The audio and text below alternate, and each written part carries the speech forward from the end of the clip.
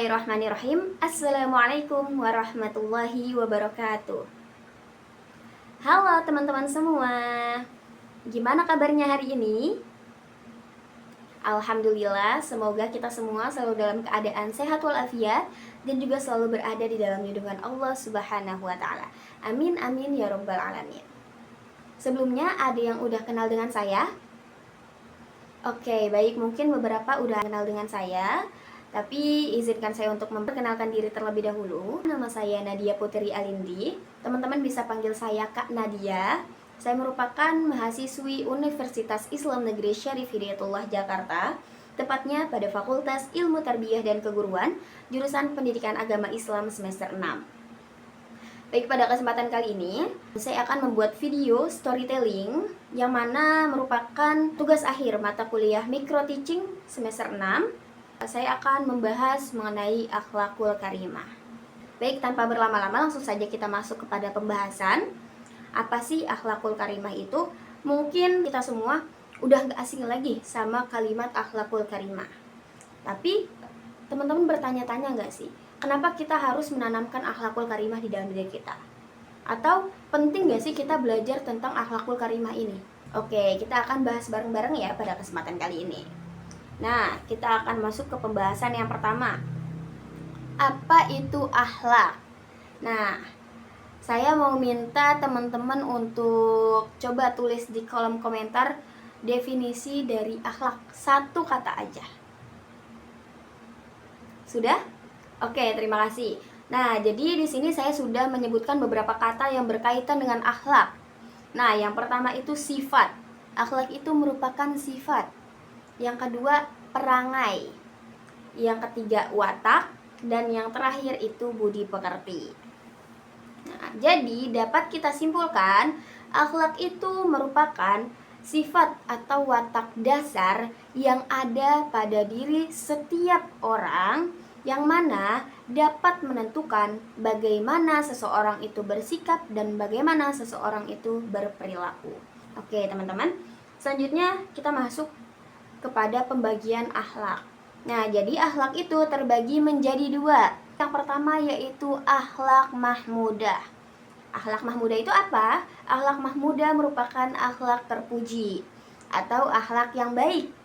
Yang mana akhlak yang baik ini adalah akhlak yang dianjurkan untuk ditanamkan di diri kita masing-masing.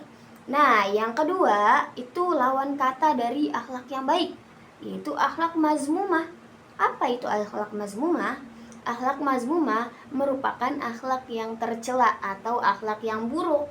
Namanya aja akhlak yang buruk, berarti kita tidak dianjurkan untuk menanamkan akhlak yang buruk di dalam diri kita. Oke, kita masuk ke pembahasan selanjutnya, yaitu macam-macam dari akhlak mahmudah. Tadi akhlak mahmudah itu apa? Akhlak yang baik. Berarti akhlak yang baik harus ditanamkan di dalam diri kita. Nah, siapa yang merasa dirinya sudah menanamkan akhlak mahmudah? Boleh tulis di kolom komentar juga ya. Nih, ada beberapa contoh ya akhlak-akhlak mahmudah atau akhlak yang baik. Yang pertama, sabar. Siapa di sini yang selalu sabar? Atau malah banyak yang gak sabaran? Contohnya seperti apa? Misalkan kita lagi dalam kelas, kita menunggu guru kita masuk ke dalam kelas. Nah, kita harus sabar dalam menunggu guru kita tersebut. Jangan kita malah marah-marah, ngomel-ngomel, kita malah mengamuk karena guru kita terlambat masuk kelas. Jangan ya teman-teman, tapi kita harus menunggunya dengan sabar. Contoh lainnya, kalau misalkan kita diejek sama teman kita, jelek, kamu nggak pinter. Nah, kalau kita menerima ejekan tersebut, kita harus sabar ya teman-teman. Jangan malah kita mengejek balik atau kita marah kepada teman kita ini. Tapi kita dianjurkan untuk sabar. Nah, yang kedua itu jujur. Dalam setiap perkataan yang keluar dari mulut kita, alangkah baiknya adalah sebuah kejujuran. Jangan sampai kita berbohong. Nah, yang ketiga itu amanah, dapat dipercaya. Contohnya, misalkan teman kita percaya nih nitipin handphonenya kepada kita. Kita harus menjaganya dengan baik. Jangan sampai kita jual handphonenya atau kita ilangin handphonenya. karena itu merupakan barang berharga yang dititipkan oleh teman kita. Maka kita harus amanah, harus menjaganya dengan baik. Yang keempat itu pemaaf. Nah tadi kalau kita diejek, kita dikucilkan, atau kita dimarahi, jangan sampai kita menyimpan dendam, jangan sampai kita malah marah, tapi alangkah baiknya kita sabar dan memaafkan. Yang kelima, rendah hati, yaitu kita jangan sombong. Selanjutnya ta'awun. Ta'awun itu apa? Ada yang tahu? Oke, jadi ta'awun itu merupakan tolong menolong. Nah, jadi kita dianjurkan untuk tolong menolong. Contohnya, teman kita butuh bantuan, teman kita lupa bawa uang. Nah, dia sedang lapar, ingin makan. Alangkah baiknya jika kita ada uang lebih atau kita punya makanan lebih, kita menolongnya, kita membantunya dengan memberikan sedikit dari apa yang kita miliki. Nah, selanjutnya itu dermawan. Dermawan itu kita tidak pelit ya. Jadi kayak tadi contohnya juga sama. Kita misalkan punya uang lebih, maka apabila ada teman kita yang sedang membutuhkan, kita bantu. Selanjutnya itu ikhlas. Setiap kita melakukan sebuah ibadah, kita beramal, itu harus dilandaskan dengan rasa ikhlas. Jangan kita malah ria, karena itu dapat menyebabkan berkurangnya pahala yang akan kita dapatkan nantinya. Selanjutnya berbaik sangka. Nah, kita dianjurkan untuk berbaik sangka. Jangan kita berburuk sangka terhadap sesuatu yang mungkin kita belum tahu kebenarannya. Selanjutnya akan kita bahas tentang akhlak mazmumah atau akhlak yang tercela, yang jangan sampai akhlak ini tertanam di dalam diri kita. Nah, akhlak mazmumah itu lawan kata atau kebalikan dari akhlak mahmudah tadi ya. Tadi kita udah belajar tentang macam-macam akhlak mahmudah. Sekarang kita bahas mengenai akhlak mazmumah atau akhlak tercela. Nah, yang pertama itu godop. Ada yang tahu godop itu apa? Nah, godop merupakan lawan kata dari akhlak mahmudah tadi. Yang pertama apa? Tadi yang pertama sabar. Berarti lawan kata dari sabar adalah godop. Godop adalah pemarah. Apa godop? Ya, godop adalah pemarah. Nah, kalau tadi contohnya kita nunggu guru kita masuk kelas yang terlambat gitu. Nah, kita harus sabar. Jangan malah kita menanamkan akhlak godop atau akhlak pemarah. Nah, yang kedua dusta. Siapa di sini yang suka bohong? Misalkan ibunya ngasih uang untuk bayar SPP, tapi teman-teman malah pakai uang itu untuk jajan. Boleh nggak itu? Terus teman-teman bilang ke ibu bahwasannya uang tersebut udah teman-teman pakai untuk bayar SPP, padahal uangnya untuk jajan. Itu termasuk dusta bukan? Dusta ya. Jadi yang seperti itu tidak boleh untuk kita tanamkan. Yang ketiga, lawan kata dari amanah, yaitu khianat. Tadi contohnya teman kita nitipin HP, tapi HP-nya malah kita jual, HP-nya malah kita ilangin gitu ya. Itu namanya kita berkhianat, kita tidak amanah. Selanjutnya itu pendendam. Alangkah baiknya kita memaafkan, jangan malah kita kesal. Kesal yang berlarut itu akan menjadi dendam. Dendam itu keinginan untuk membalas. Nah, itu jangan sampai. Yang selanjutnya itu sombong. Tadi ya, kita jangan sampai sombong, kita harus rendah hati. Siapa di sini yang suka sombong? Suka pamer. Ih, aku punya berlian, aku nilainya 100, kamu nilainya 0 ya, itu namanya sombong. Itu tidak boleh ya teman-teman. Nah, selanjutnya itu egois ya. Ada teman kita membutuhkan makan, dia lupa membawa uang, dia lapar belum makan. Nah, kita egois. Kalau misalkan kita kasih uang kita nggak bisa jajan. Kalau kita kasih makanan kita, nanti kita makan apa? Nah, itu tidak boleh egois, tapi alangkah baiknya kita saling tolong menolong. Kita makan berdua atau kita jajan berdua gitu ya. Nah, selanjutnya itu kikir. Kikir itu pelit ya. Tadi ini kita harus dermawan. Nah, lawan katanya yaitu kikir atau pelit ya. Jangan kita pelit. Siapa di sini yang pelit? Punya kue nggak mau bagi-bagi? Ada?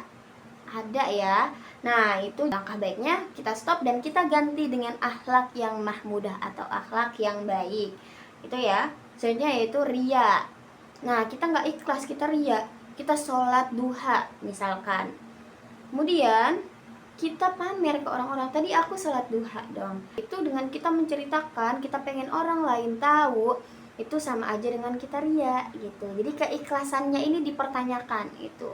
Selanjutnya itu buruk sangka. Tadi ya kita harus tabayun dulu, kita harus berbaik sangka terlebih dahulu, kita cross check kebenarannya, baru kita boleh menyimpulkan. Jangan kita belum tahu kebenarannya seperti apa, kita malah berburuk sangka terhadap orang lain. Nah selanjutnya nih, coba saya mau tanya sedikit mengenai apa yang tadi sudah kita bahas, yaitu apa itu ghadab. Tadi kita udah bahas ya ghadab. Ghadab itu apa? Penyayang kah? Dengki? Pemarah? Atau pemaaf? Ayo, ada yang masih ingat tadi? Oke, yang lupa mungkin boleh dimundurin dulu videonya. Jadi ghadab itu apa? Betul sekali, ghadab itu adalah pemarah. Nah, sifat pemarah ini merupakan akhlak mahmudah atau akhlak mazmumah. Mazmumah ya, pemarah ini adalah akhlak tercela. Nah, karena akhlak tercela, maka kita harus hapus dan kita ganti akhlak ghadab ini dengan akhlak yang baik atau akhlak yang mahmudah. Apa itu lawan kata ghadab? Sabar. Aku mau tanya, siapakah nabi yang bergelar Al-Amin? Siapa? Betul sekali. Nabi yang bergelar Al-Amin adalah Nabi Muhammad SAW. Oke, ada yang tahu nggak kenapa kakak bertanya tentang Nabi yang bergelar Al-Amin, yaitu Nabi Muhammad?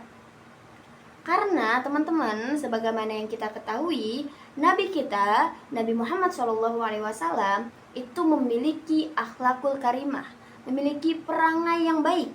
Nah, sekarang kita akan membahas kisah representatif dari Nabi kita, Nabi Muhammad SAW, tentang penanaman akhlakul karimah di dalam dirinya.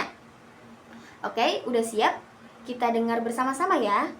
Oke, jadi pada suatu hari di masa Rasulullah SAW itu hiduplah seorang wanita tua yang sudah berumur, sebut saja nenek ya.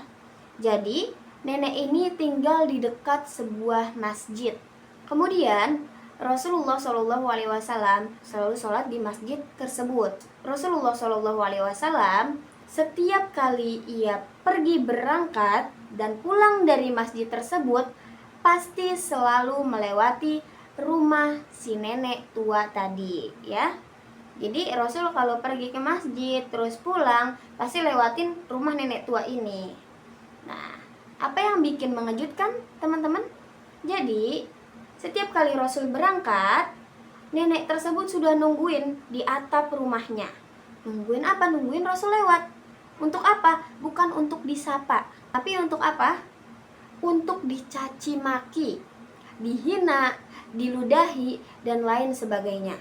Kemudian ketika Rasul mendapat perlakuan dicaci, dihina, dimaki, diludahi, apa yang Rasul lakukan? Rasulullah tidak membalas perbuatan nenek tua tersebut. Rasulullah sabar dan tetap berjalan menuju masjid dengan tujuan utama untuk melaksanakan sholat. Lalu setelah selesai sholat, Rasul hendak kembali ke rumahnya, melewati rumah nenek tua tersebut lagi. Lalu, apa yang nenek tua tersebut lakukan?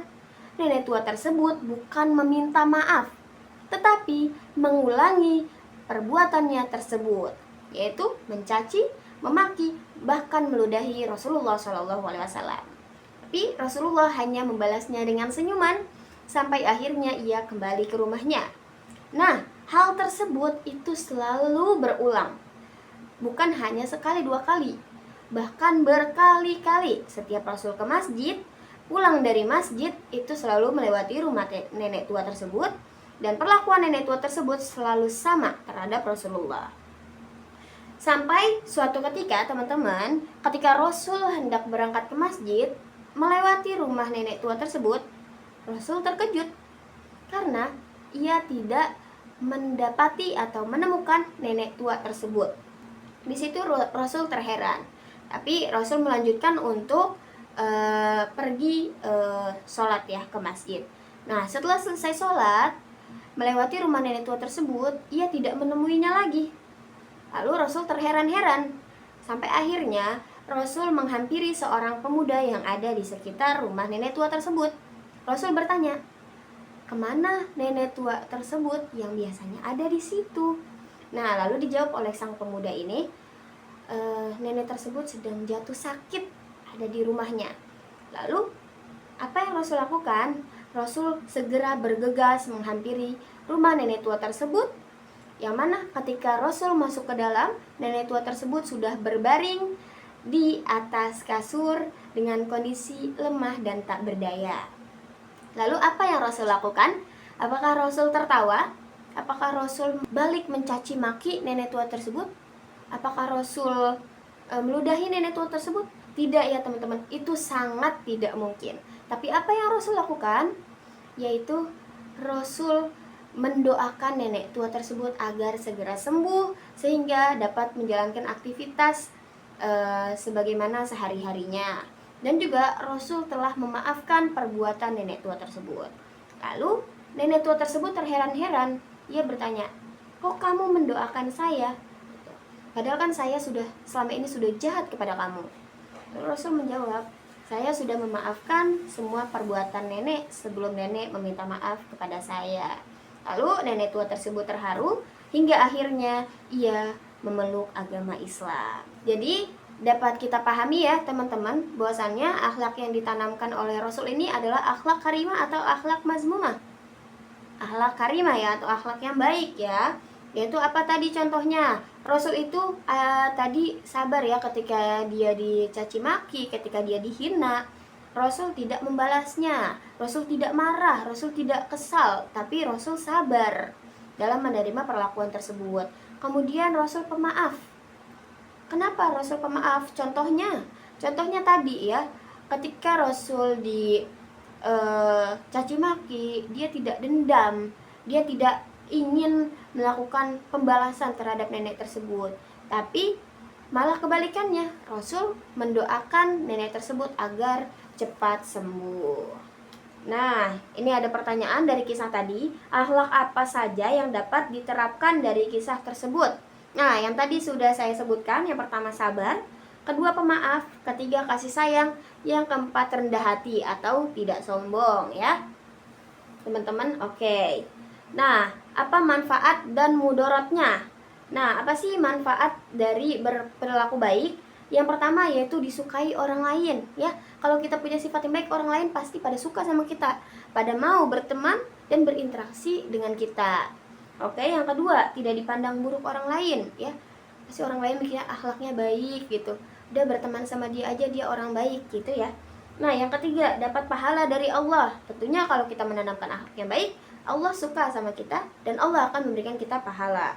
Yang keempat itu hidup bahagia. Contohnya, kalau misalkan kita nggak naruh dendam sama orang lain, ya udah kita akan menjalani hidup dengan aman, damai, tentram, bahagia. Tapi kalau kita dendam sama orang lain, contohnya di kelas kita dendam sama teman kita si A, ya, setiap kita ngelihat si A, pasti kita bawaannya kesel, kita bawaannya dendam. Nah, karena itu hidup kita jadi tidak bahagia.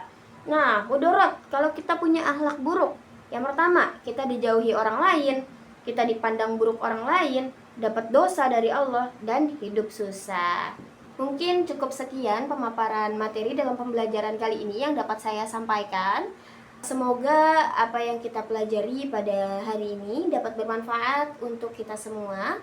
Jangan lupa untuk kita terus menanamkan akhlakul karimah atau akhlak yang baik di dalam diri kita.